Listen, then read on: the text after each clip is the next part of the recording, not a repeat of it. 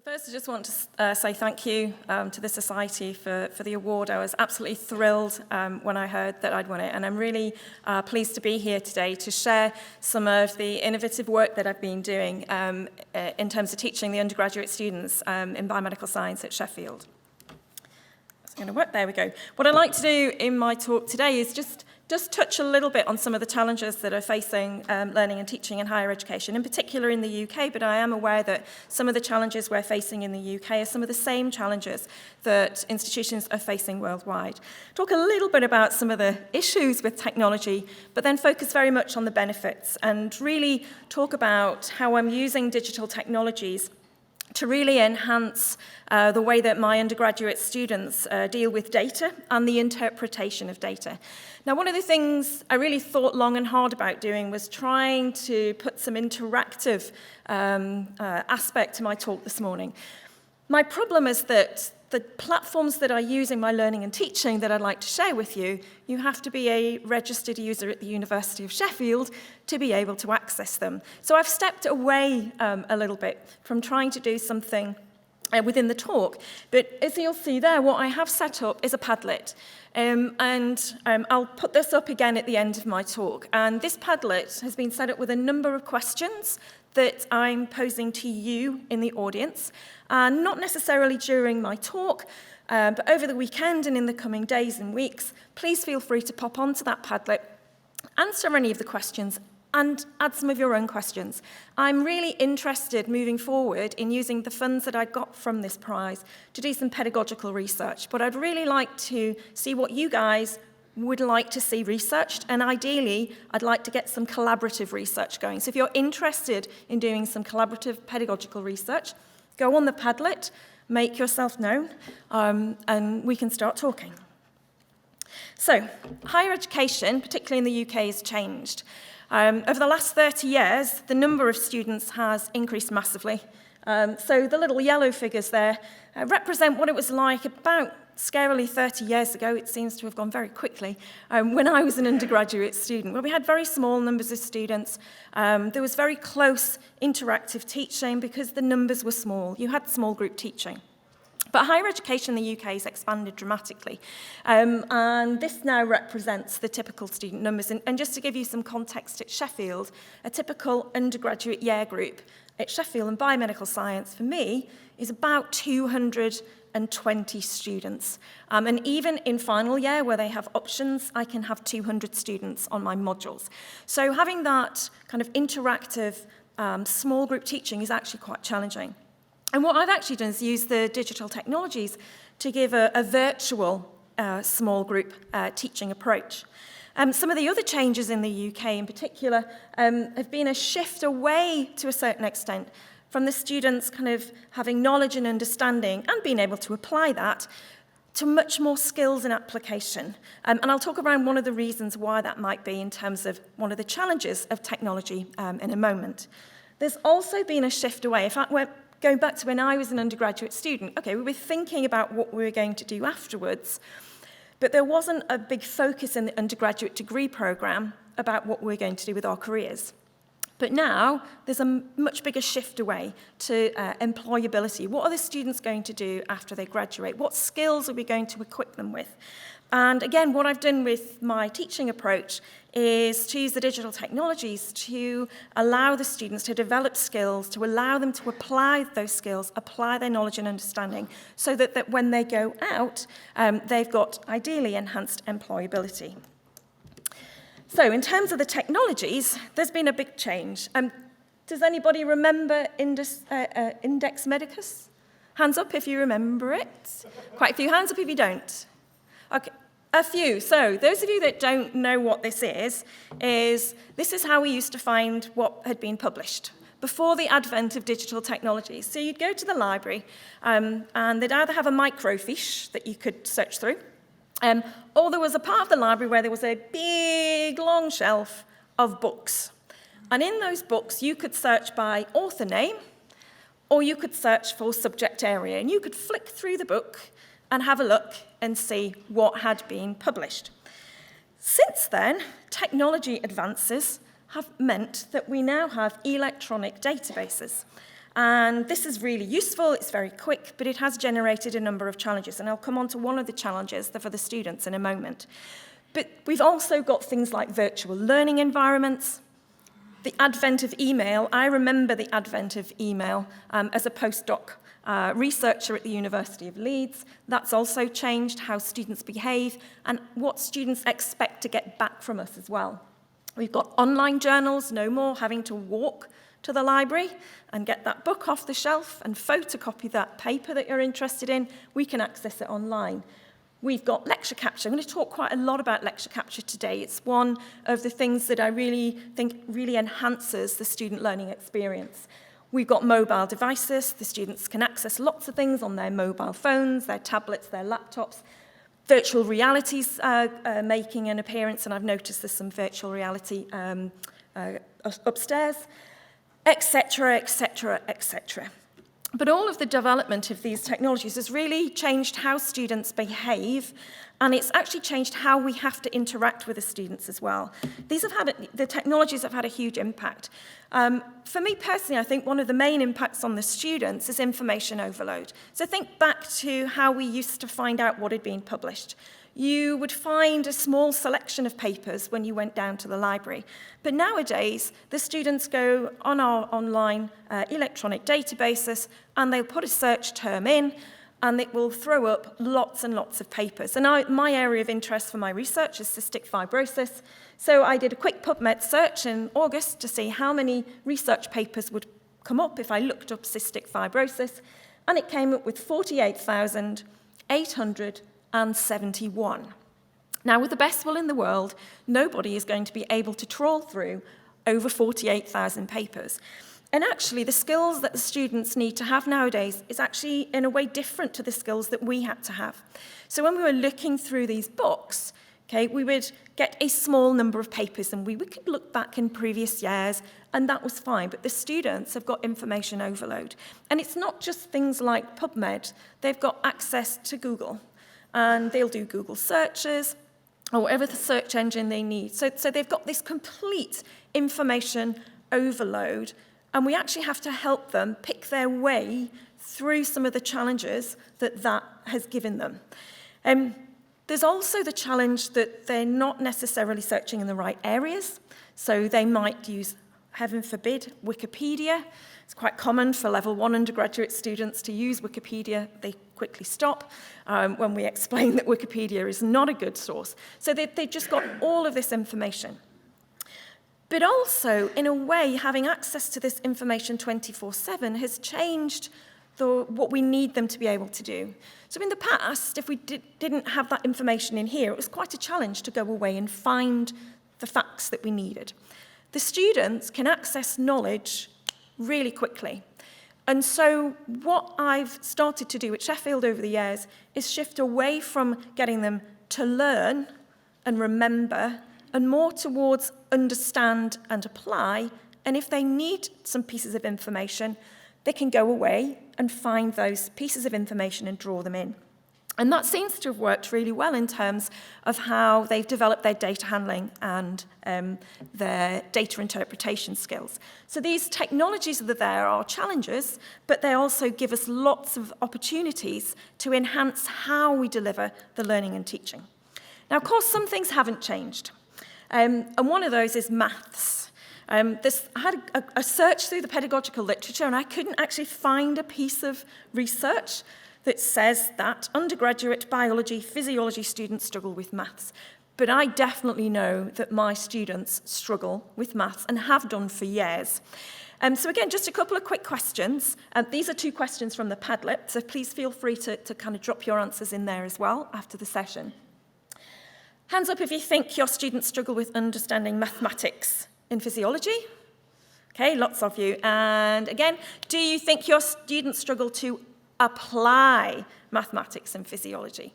Again, quite a few of you. And this is a real problem, because if you take a physiology textbook and you start at the beginning and you work through to the end, you'll find lots and lots and lots and lots of examples at undergraduate level where they need to use maths. And these are just a selection of the aspects that I pulled out as I went through the physiology textbook that was on my shelf.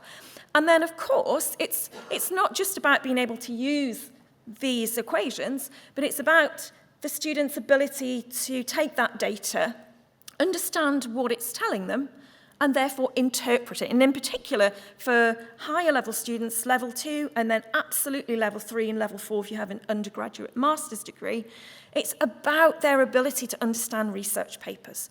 So it's really critical that, for me certainly, it's critical that my students develop an ability to not just be able to use maths, but apply it and understand the research that's going on in physiology. So what I'd like to do is tell you about how I've gone about using digital technologies to do this with my level 3 undergraduate students. Now, I get to teach the level 3 students 75% of the academic year. I have quite a heavy teaching load. And I run 3 physiology modules. One is ion channels in health and disease. One is a kidney physiology module. And one is an epithelial physiology module, which doesn't have too much kidney aspects in it.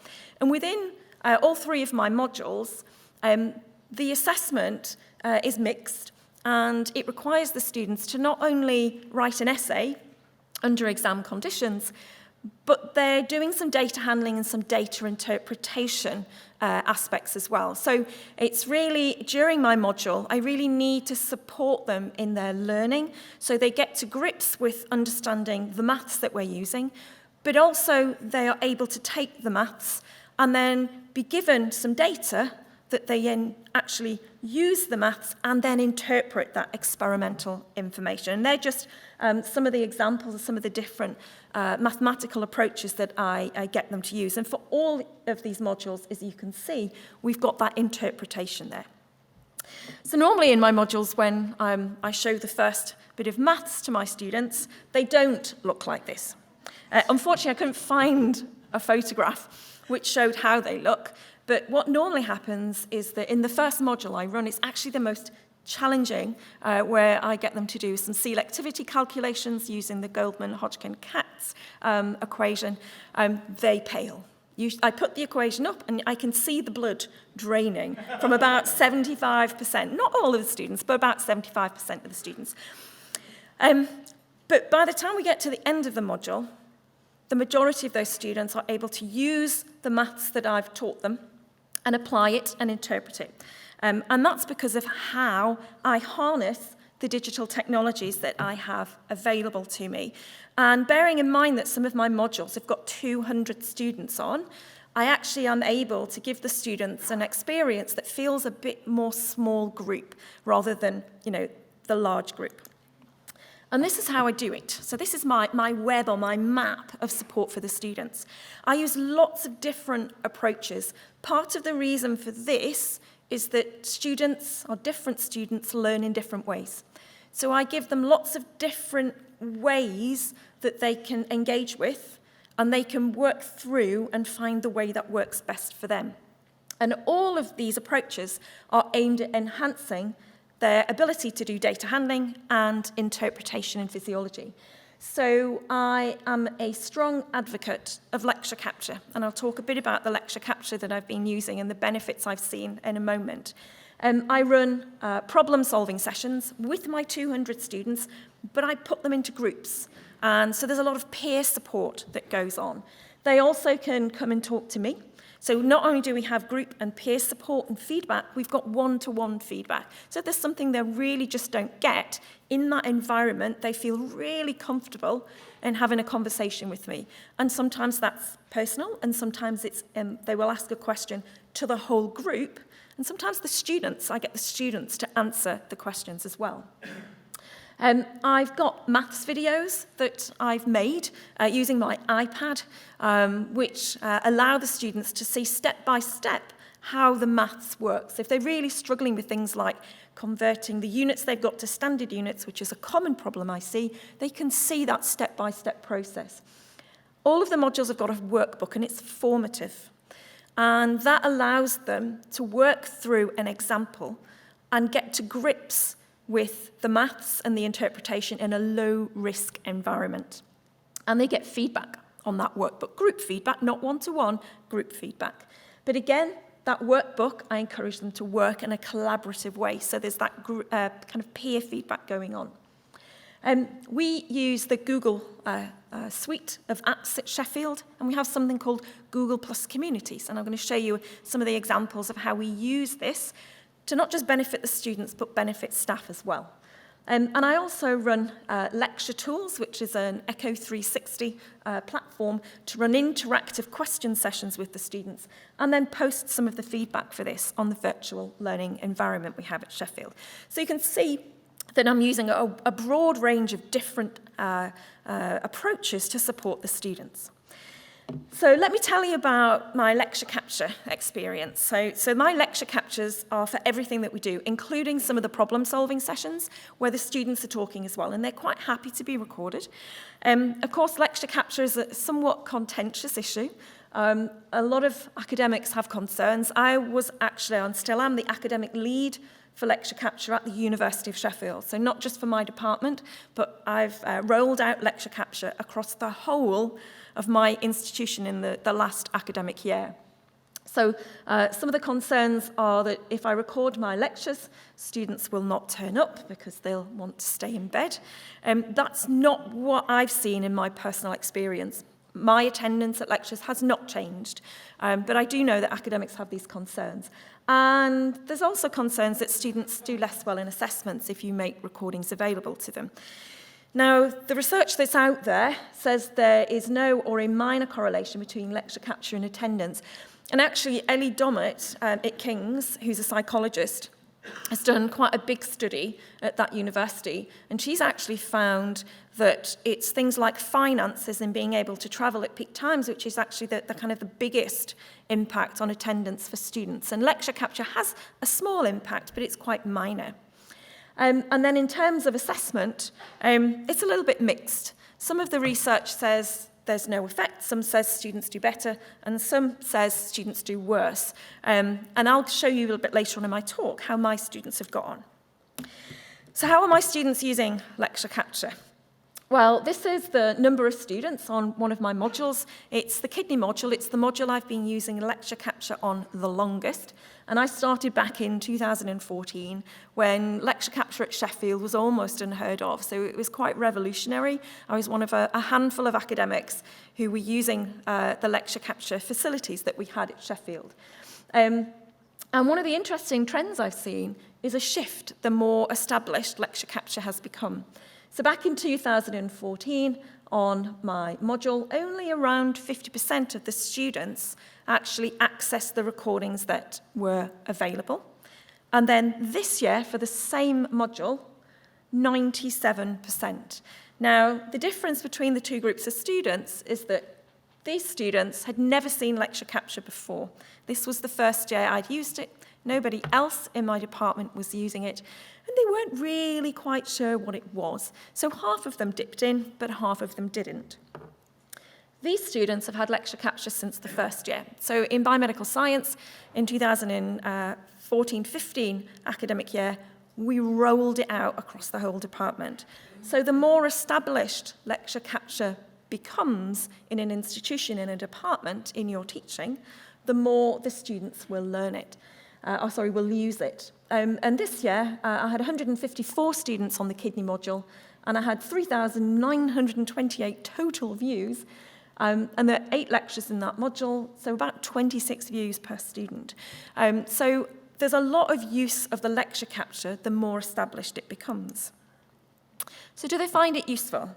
Now this is a little results from a survey I did a few years ago, and I put the question in. I had to put the question in, I had to ask the question. I kind of knew what the answer was going to be because the students, kind of by and large, absolutely love lecture capture. And 81% of my students, okay, it's a small student group, but I've got subsequent verbal information from other groups of students that support this. They find it really, really useful. And there's a quote from one of my students, which says, "Lecture capture is the best invention since sliced bread." I'm not quite sure that's true, but obviously this is a student that's really valued it. And I think one of the interesting words there is panicking. I no longer go away from a lecture panicking because I've missed something. So my lectures are very challenging. I push my students. But what they can do after the session is if it's something that they've not got, and I expect them to not get everything that I go through. They are expected to go away and have to think about some of the challenging concepts that I've been talking to them about. And actually allowing them to go back and listen and see the PowerPoint helps them get to grips. And there's benefits for them, and there's some benefits for me, which I'll come on to a little bit later on. How do they use lecture capture? Well, they're helping, in the majority, to help with the parts that they didn't understand. And again, this goes back to I push my students massively. Even in first year, I start to use data from research papers. And that's quite a challenge for those students. So being able to revisit the lecture really helps. To enhance exam revision, which I'll come on to in a minute, 62% actually watched all of the lectures, and 68% most of the whole recording. I'll come on to that in a minute as well. 24% the parts, and 30% missed due to illness. And when a student misses a session because they're ill, or maybe they've got a job interview if they're a final year student, in the past, they would have had to have got notes from their peer, look through those notes, and then they can always contact me if there's something they don't understand. Now, they can sit and watch the capture. And because they're watching the capture, they are not being disadvantaged because they have missed a session because they're ill or they've got an interview. And actually, I've had a number of students with serious medical conditions, and it has massively helped those students because they've physically not been able to get into university because of their condition. Now, in terms of the exam revision, this is some information, some institutional data. So this is across the whole of the University of Sheffield. And this is the last academic year. Can you pick out from this slide when we have our exams? Yes. So we've got exams in January and we've got exams in May. And obviously you can see that the students are using the lecture capture a lot during the exam period. And that's expected, but we do need to be quite careful. My personal feeling is that we need to do a bit more to support students in terms of how they should be using the lecture captures. There's some really interesting work from Imperial by Sarsfield and Conway that shows that students who access lecture capture for the first time during exams do less well than those who access it for the first time just after the lecture in the learning and teaching period. And what they did at Imperial was do quite a large-scale analysis of student performance, and they looked at all sorts of different parameters in terms of how the students were using lecture capture. And they saw a trend which was third-class students, only 25% of the third-class achieving students accessed lecture capture early. So that's during the learning and teaching period. The rest of the students, 75%, they were accessing the captures in exam time. That's too late. The first-class students, 68% of those students were accessing it early. So what this tells us is that lower achieving students might need more support. But actually, I think all students need more support. And one of the things I'm doing at the minute is a collaborative piece of work with a number of other institutions at developing a paper that hopefully we're going to get published, which is around supporting students and staff in how they should be using the lecture capture. How does it help with them? Well, it certainly, for the majority of the students, it improves their understanding of the topics. Well, one of the interesting things that I identified was that 62% of the students in the survey said it reduced their anxiety about the module. So they feel less anxious. If they're feeling less anxious, that means they're going to engage more, they're going to be less stressed. Mental health is a massive issue in terms of undergraduate students. It's something that has got worse over the years. The demands and the expectations on students in terms of going out into the job market are much higher. In the UK, certainly, they've got this massive financial commitment where they end up with £45,000, £50,000 debt. So they want to get the best job they can. They want to do the best in the module. And so we have a lot of mental health issues. So for me, anything that reduces that anxiety for the students is a benefit. Now, obviously, some anxiety is good. We want them to be a little bit nervy, a little bit anxious.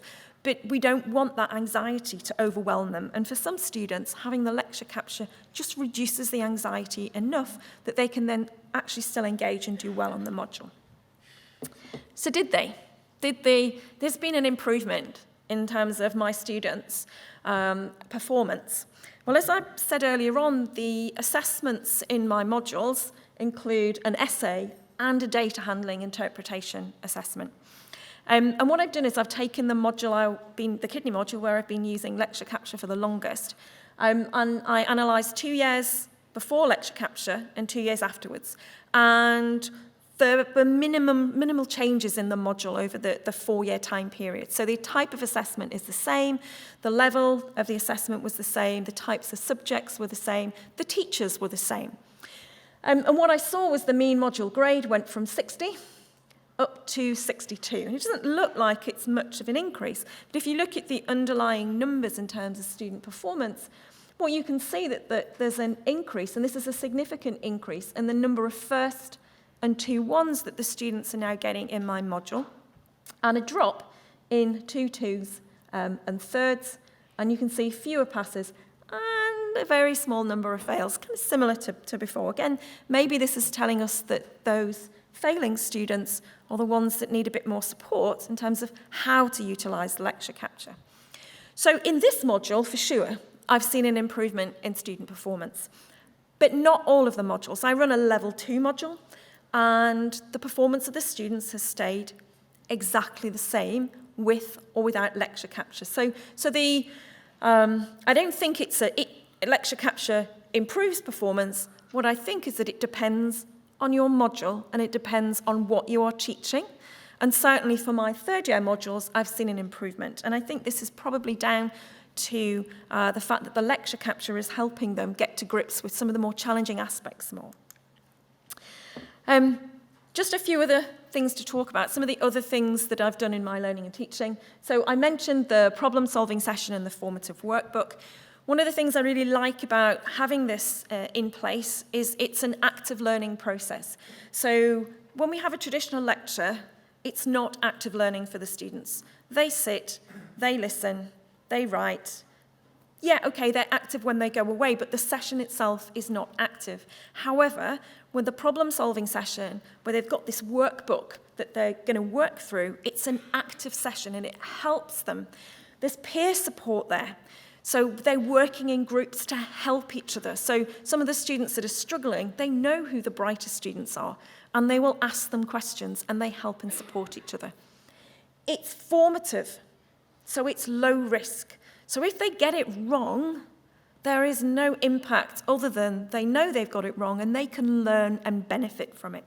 And it allows them to develop those skills, to apply the maths and interpret the data, and they get feedback. So I don't mark all of these workbooks, because that would be a huge amount of work, but I do release the correct answers, okay, later on in the module, so they can see where they've gone wrong, and then if they still don't quite get something, they can drop me an email.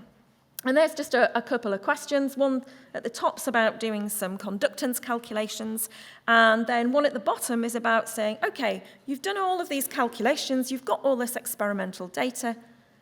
What does it mean? Okay, tell me what you think these data mean. And in this one, it was about a potassium channel playing a role in setting the resting membrane potential. So you've just worked through some mutant data. Now tell me what the impact is going to be. Google Plus communities and emails. I said I'd come back to emails. Before the use of all of these digital technologies that I had in place, I would get lots and lots of emails. Everybody gets lots of emails from undergraduate students asking lots of questions. We direct them to the reading and the learning, because if I get an email 10 minutes after my lecture is finished, I know for sure that that student has not gone away and done any of the self-directed learning that they need to do. Interestingly, with the bringing in of lecture capture and all of the digital technologies to support my students, I don't get very many emails from them. And the kind of emails I get are much more insightful. So instead of asking me questions on what we've done in the lecture, they tend to be emails that are asking me about something they've seen in the literature that might contrast with something I said in the lecture, because obviously, research is not black and white. We know there's all sorts of conflict in the literature. But for me, that's fantastic, because instead of asking me really basic questions, they're asking me much more insightful questions. And what we do with these emails in my department is we take an email question and we post it on the Google Plus community. And that's on the left-hand side there. That's an example of a question that a student has asked me after I've given them a lecture about myotonia. And what that allows me to do is to put an answer to that question. Sometimes that answer is giving them another question to get them to get to the question, but the key thing is they're getting support. But because all of the students access the G+ community, not just that one student, but all of the students benefit. And instead of getting the same question 10 or 20 times, I tend to get it once, and it's on the G+ community, and the students search, and they don't email me. So I get a lot less email traffic, and the emails I get are much, much better. It also allows me to flag some interesting work if it appears in the literature after I've delivered a lecture. So here's a post where there was a phase 3 study of tersacaftor-ivacaftor combination, which is treatment for cystic fibrosis. It came after I delivered my lecture to the students, but I was able to put this on and say, oh, look at this, guys, it's a brand new paper that came out. And the bottom one is a post from a student. So one of the things I do in my lectures is I ask my students questions and get them to post on the Google Plus community, and then get other students to say whether they think it's right or not, and then I give them guidance. So it's about that interactive, that support. I also use Lecture Tools, which is an interactive teaching tool that is in Echo 360. So I set a load of questions. We play Who Wants to Be a Millionaire Without the Millions is how I pitch it to the students. Sometimes, if we're close to Christmas, we might have sweets, and if they get a question right, I can throw a sweet to them. That always gets them in, especially if it's the last day before they break for the Christmas holidays. But they basically have an opportunity to answer questions in an interactive session with me there, explaining why that particular answer is correct. And I also do some short answer ones as well. So this is briefly explain why some ion channel mutations may increase the risk of sudden infant death syndrome. About 5 lines. So it's just a very brief summary, and then I can download those and give them some feedback, and I'll load that feedback up to the virtual learning environment. This year, I'm trying something new.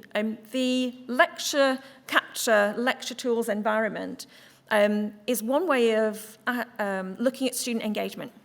And so I'm going to put everything, including my formative quizzes that I put in place during my module, into the Lecture Tools as well. And I'm going to start using Lecture Capture access and the quiz access to monitor the engagement of the students. And there's some really interesting research that says that if you do this, you can utilize the data to identify the students early in the module that need a bit more support. So that's going to see if that works. And then finally, I do maths videos. So I've used my iPad to make a load of maths videos where I've literally had a little pen. Here's a pen that's just fallen off. And I literally have drawn out some examples of the maths. And so the students can access these through the virtual learning environment. They're not sure. They literally watch the video. They press play. They can hear me speak. I don't like listening to my own voice, I have to say, but they can hear me speak as I talk them through how to do the calculations. And for those students that really find maths a challenge, they have said that this has been really, really, really helpful for them to get to grips. And in terms of what the students like, most of the students like a live lecture. They like having access to the lecture capture, and they also like access to all of the online resources that I have available. So all of those resources that I've mentioned. So what do they think about my modules? Do they like my modules? They certainly find them challenging, I know that. So here's some data from module evaluations for the 3 modules this year, and you can see that majority of the students strongly agree that the formative assessment opportunities were available and relevant on. So that's all that workbook and the maths videos and the emails posted on Google+. Satisfied with the quality of the module? Again, strongly agree, and agree. The students really like that. And then modules were well taught by Dr. Robson, and quite a high percentage strongly agree. So I personally, I think the data from the module evaluation, is very much because I support my students in a range of different ways using those digital technologies. And because I have a range, they can dip into the ones that suit them, and they can do better. So the key message is digital technologies are valuable tools. Yes, technology has some challenges, but they are valuable tools that can be used with traditional approaches to enhance the student experience. And I'd just like to leave you there with a small number of quotes from some of my students about lecture capture, and also the scan code and the web for the Padlet. So again, please pop your answers to my questions and pop your own questions on. And if you'd like to be involved in any collaborative pedagogical research with me, please just get in contact with me, and then we can start that discussion going. Thank you.